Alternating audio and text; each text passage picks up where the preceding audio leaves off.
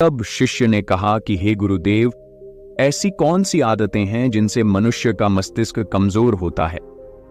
तब महात्मा बुद्ध ने कहा कि आज मैं तुम्हें बताता हूं कि ऐसी कौन सी आदत है जो मनुष्य के मस्तिष्क को कमजोर करती है। मेरी बात को सभी लोग ध्यान से सुनना। महात्मा बुद्ध ने बताना प्रारंभ किया। पहली आदत, नींद के महत्व को समझने में भूल करना।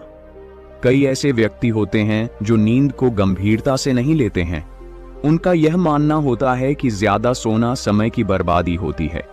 यदि वे कम सोएंगे तो अधिक कार्य कर पाएंगे और अधिक सक्रिय रहेंगे, जबकि यह सोचना बिल्कुल गलत है। नींद हमारे शरीर की एक मुख्य आवश्यकता है। दिन भर काम करने के बाद जब शरीर थक जाता है तो उसे कम से कम 5 से 6 घंटे की नींद की आवश्यकता पड़ती है। तभी जाकर वह अगले दिन के लिए सक्रियता से तैयार हो पाता है। कम सोने वाले व्यक्तियों की मानसिक क्षमता भी कमजोर मानी जाती है। इसीलिए मस्तिष्क को तरोताजा और तेज रखना है तो रोज 5 से 7 घंटे जरूर सोए। दूसरी आदत, आवश्यकता से अधिक भोजन करना। कई व्यक्ति ऐसा सोचते हैं कि एक ही जीवन मिला है, इसलिए इसे खाने पीने और मौज करने में बिताना चाहिए, और इसी सोच के कारण वह आवश्यकता से अधिक खाना खाने लगते हैं। न तो उनके खाने में किसी प्रकार की कोई गुणवत्ता होती है और न ही वह कभी खाने की मात्रा पर ध्यान देते हैं।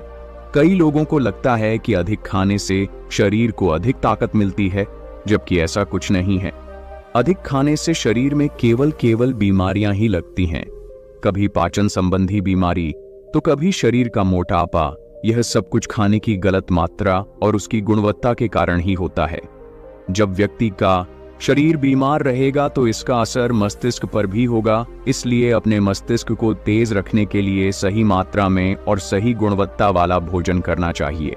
तीसरी और खास आदत, खुद को कार्य करने की मशीन समझना।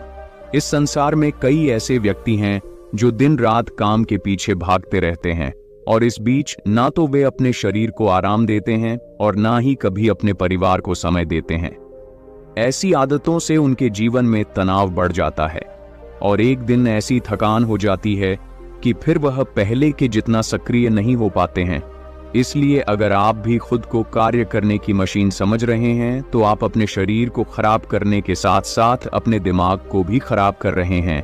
इस आदत को आज ही खत्म करें और एक सामान्य जीवन जिए। जितनी आवश्यकता है उतना ही कार्य करें। चौथी आदत, बुरी आदतों की भरमार रखना।